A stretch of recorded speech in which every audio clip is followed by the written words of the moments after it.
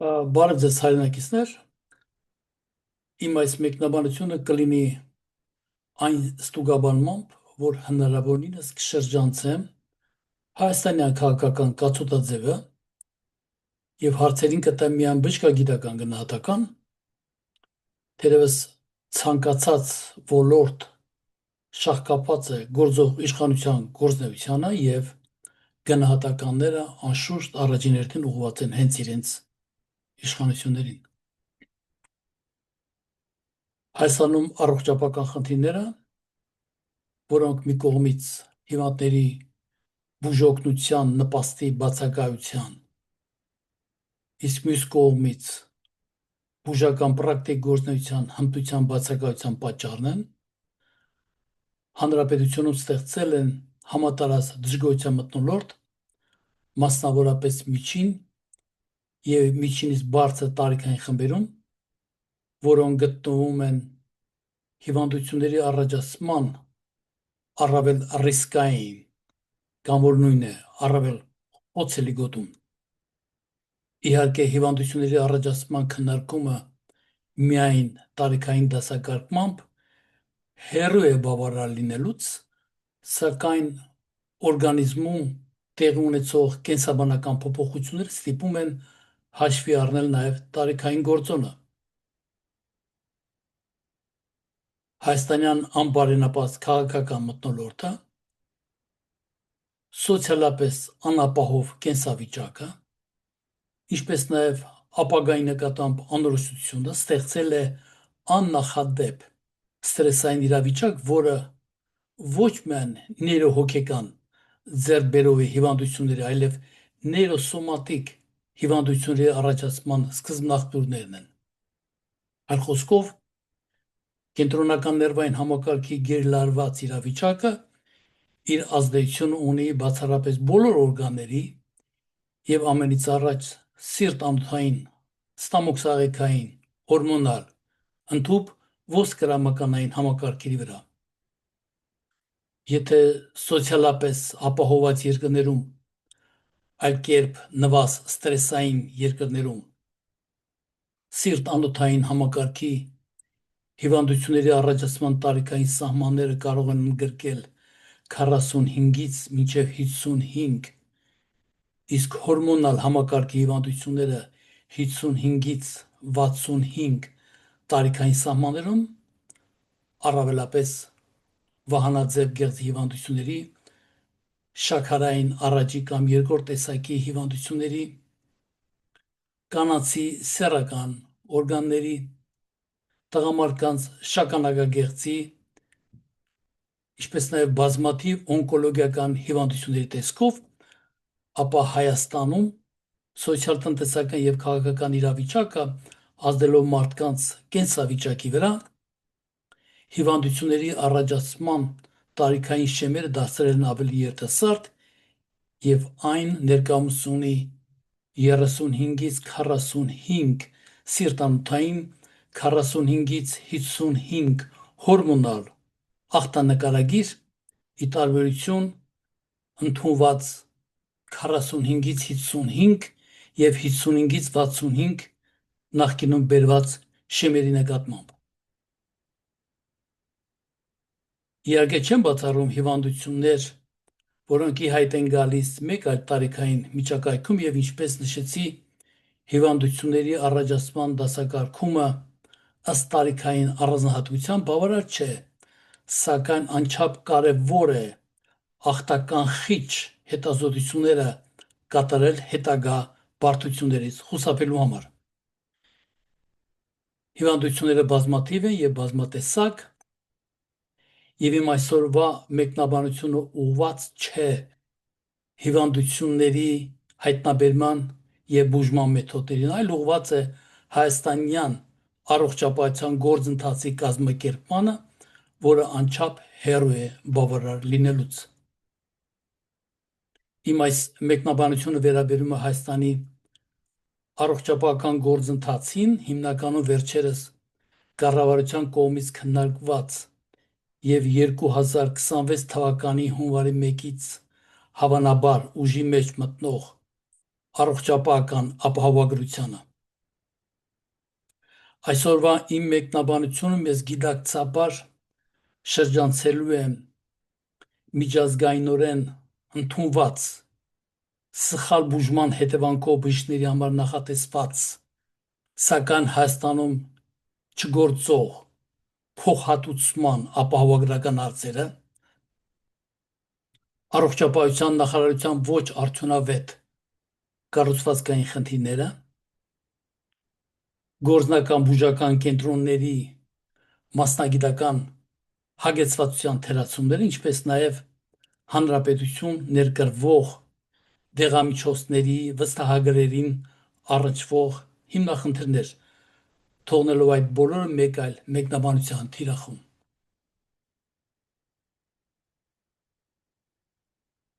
Կառավարության կողմից նոյեմբերի 13-ին տրված հավանությունը եւ հաստատումը առողջության համընդհանուր ապահովագրության մասին օրենքի եւ հարակից օրենքների նախագծերի վերաբերյալ, որոնք մինչ կառավարության հավանություն տալը, ինչպես նշել է առողջապահության նախարարը, նախորդ ուղարկել է ազգային ժողով քննարկման, ավելացնելով, որ նախկինում այն երկարատև քննարկման առարկա է եղել ազգային ժողովի քաղաքացիական պայմանագիր կուսակցության անդամների հետ, նախարարը մոռանալով կամ չիմանալով, որ ազգային ժողովում գործում է նաև առողջապահության մշտական հանձնաժողով եւ անկախ այդ հանձնաժողովի նախագահի կրթական ցենզից նրանում ընդգրկված են նաև ընդդիմադիր կուսակցության անդամներ, որոնք պետք է որ առաջինները լինեին նախագծին ծանոթանալու գործառույթում։ Որքանից հայտնի է, առողջապահության նախարարը իրավաբան է եւ պետք էր որ իմանա, որ առանց կառավարության հաստատման նախագիծը չէր կարող ուղարկվել ազգային ժողով։ Այդ բոլորը խոսում է կառավարման գործունեության սուբորդինացիան կամ որ նույնն է ենթակայությունը խախտելու մասին։ Այն խոսում է նաև նախագիծը թելադրված լինելու մասին։ Առողջապահության նախարարության հատկապես նախարարի զեկուցման զուգընթաց Փաշինյանի սիրողական մակարդակով անտեղի միջամտությունները հիշեցնում էր դասախոսի կողմից ծանոթությամբ ուսանողին բավարար գնահատելու փորձի նկարագրին։ Ինչևէ, այդ ապահովագրության օրինագիծը ենթադրում է ապահովել առողջության պահպանման կազմակերպումը, որոնք պետք է սկսեն գործել 26 թվականի հունվարի 1-ից։ Այնուհետև ոլորտի ղեկավարը հայտարարում է քաղաքացիների երկու խմբերի մասին, որոնք ապահովագրությամբ վճարվելու են հետևյալ տեսքով. մինչև 18 տարեկան եւ 65 տարեկանից բարձր ունեցող քաղաքացիները պետք է վճարվեն պետության կողմից, ինչպես նաև 18-ից մինչև 65 տարեկան հաշմանդամության կարգ եւ սոցապահովություն ունեցող քաղաքացիները ինչ որ բալային հաշվեկշռով, որոնք ներկայումս չեն ծածկում, պետք է նույնպես ապահովագրվեն։ Նշվել է նաև, որ առողջապահության համընդհանուր ապահովագրությունը առաջին փուլը, որը 26 թվականին է, չի ծածկելու բոլոր առողջապահական ծախսերը, այլ միայն դրանց 30%։ Եվ որոշ ծառայությունների դեպքում կարող են տրամադրվել մասնակի ֆինանսական աջակցություն։ Պետության կողմից անվճար ծառայությունների ամբողջական ցանկը դեռևս հրապարակված չէ, սակայն օրենքի հեղինակները պնդում են, թե ներառել են ամենապահանջված ծառայությունները։ Պաշտոնյաների խոսքերից հստակ երևում է, որ ապահովագրությունը հիմնականում գործելու է պոլիկլինիկական ծառայությունների եւ անհետաձգելի դեպքերի համար,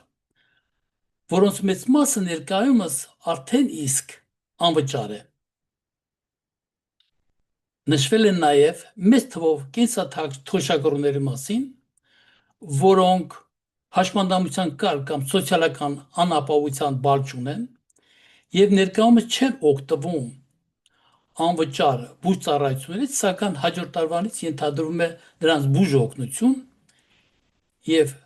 Փաշինյանը այն դիտում է որպես կենսաթոշակների բարձրացում մոտ 11,000 դրամի չափով։ Կառավարության նիստից դուրս որոշ հայաստանյան փորձագետներ նշել են, որ նոր ծառայությունները մշակված չեն, ճիշտ նույն ծառայություններն են, որոնք ներկայումս ստանում են անվճար քաղաքացիները։ Առաջին հերթին պոլիկլինիկաներում։ Առաջի փուլում առողջության համապարփակ ապահովության նախատեսված չէ այն մարդիկ, ովքեր մինչև 200,000 դրամ եկամուտ ունեն, որոնք ամբողջ աշխատող քաղաքացիների ընդհանուր թվի 40%-ն է։ Իսկ ապահովագրությունից կօգտվեն ամսական 200,000 դրամից ավել եկամուտ ունեցողները, որոնք կմուծեն պետական դրամարկղ ամսական 10,800 դրամ վճարելով հաջորդ տարիների համար, սակայն բարձրացնելով այդ վճարումը մինչև 13,700 դրամ։ Եվ նախատեսում է 2028 թվականից բոլոր քաղաքացիները անկախ կարգավիճակից պարտադիր պետք է վճարեն առողջապահության ապահովագրության համար։ Մեկ այլ հայաստանյան փորձագետ նշել է, որ անցումային փուլը արվում է շատ կտրուկ եւ ապահովագրավճարները եւ նրանց հավաքը դժվարություններ կլինի եւ նախկինում չունեն այդպիսի փորձ։ Ըստ նախագծի ապահովագրական փաթեթ ունեցող քաղաքացին նախ պետք է գնա պոլիկլինիկա, հետո հարկ եղած դեպքում կուղարկվեն հիվանդանոցներ։ Նախարարը բնավ չունենալով բժշկական կրթություն հարցին մոտենում է իրավաբան Շինարարի տրամաբանությամբ հայտարարելով, որ իրենց նպատակը ամբուլատորիան հագեցնել եւ վերանորոգելն է։ Հիմա իմ խորհուրդը առողջապահության ապահովագրության փոփոխությունների հարցում հետեւյալն է. Չիրականացնել կիսատ պրատ որոշումներ, դրանով իսկ նյարդացնելով առանցանել սոցիալապես ծանր վիճակում հայտնված ազգաբնակչությանը։ Որոշումը ընդունելուց հաշվի առնել տնտեսության իրավիճակը, առաջահերթին վճարունակությունը, կառավարության կողմից առողջապահության ապահովագրության փոփոխությունների ընդունումը այն խմբագրմամբ, որը պետք է իրականացվի 26 թվականից չի կարող ծառայել իր իսկ նպատակների, որովհետև որոշումները առարկայական չեն, հաշվի չի առնված բնակչության վճարունակությունը, գումարների գազման մեթոդաբանությունը, աշխատանք չունեցող շերտի արկայությունը, բուժման ընթացքի երկարատևությունը, ինչպես նաև հիվանդության ծանրության, հետևաբար բուժման համար հետագայում լրացուցիչ պահանջող ֆինանսավորում եւ այլն։ Չկա առողջապահական ապահովագրման վճարման տոկոսայնության սանդղակ, այլ խոսքով չկա եկամուտներից ըստ տոկոսայնության գանձելու մեխանիզմ, այսպիսի պայմաններում հավասարաչափ գանձումը եւ բարձր եկամուտ ունեցողներից եւ նվազ եկամուտ ունեցողներից ավելի քան ծիծաղելի է։ Ես ենթադրում եմ, որ պարտադիր առողջապահության ապահովագրության սկսվելուն անհամբեր սպասում են նաև բանկային կառույցները, առաջին հերթին ներկայում գոյություն ունեցող ապահովագրական մարմինները, պետական ֆինանսավորումից եւ ազգաբնակչությունից ստացված գումարներից օգտվելու ակնկալիքով, որոնց օրակարգը լինում է առավելագույնս օգտվել ֆինանսական միջոցներից եւ նվազագույն հասցնել բուժական կենտրոններին իրենց կողմից տվելիք հատկացումները։ Կառաջարկեի, մինչև պարտադիր առողջապահության ապահովագրության աշխատանքների իրականացումը, վերահսկման մեխանիզմը ուժեղացնելու նպատակով Հայաստանի Հանրապետության պետական վերահսկողական ծառայությունում կազմակերպել տնտեսական ոլորտի վերահսկողության վարչությանը կից նոր առողջապահության գործընթացը վերահսկող բաժանմունք, ընդգրկելով ոչ միայն ֆինանսական, այլև առողջապահական գործընթացը տիրապետող մասնագետների։ Իհարկե հարցը այնչափ կարևոր է եւ անշուշտ գոյություն ունի բոլոր երկրներում, Միացյալ Նահանգներում ներհիվանդանոցային եւ արտահիվանդանոցային այս հարցերը իր քաղաքացիների, ինչպես նաեւ մշտական բնակությամբ եւ օրենքով վերապրված դեպքերում լուծված է։ Ոչ մշտական բնակության կարգավիճակով անվճար բուժօգնությունը սահմանափակվում միայն անվերապահ օգնության տեսքով։ Լուծված է նաև հիվանդների այս կամ այն մասնագետին հղում անելու տարբերակները, հաշվի առնելով հիվանդի ապահովագրության տեսակը։ Հայաստանում տնտեսության իրավիճակը ստիպում է հարցի պարզաբանման բազմակողմանի եւ համապարփակ վերլուծություն։ Մի խոսքով խայտարակ իրավիճակ առողջապահական համակարգում եւ հաջորդ իմ մեկնաբանությունները կլինեն հայաստանյան առողջապահական համակարգի թերացումների, այնուհետև կարող է լինել տեղեկատվական նշանակություն, մեկնաբանությունները որոշ առավել տարածված եւ բարդություններով հեղի հիվանդությունների վերաբերյալ, դրանցից առավելապես խուսափելու նպատակով։ Ես Վարդան Կարագոզյան եմ, լինելով Կալիֆոռնիա բժշկական դպրոցի շրջանավարտ, բժշկագիտական տեղեկատվության, բժշկական կիբեռնետիկի որակավորմամբ երկար տարիներ ղեկավարել եմ Ամերիկյան բժշկական գիտական կենտրոնը, համակարգելով բժշկական ակրեդիտացված ծրագիրը։ Եվ ամենից առաջ ես հայ եմ։ Շնորհակալություն։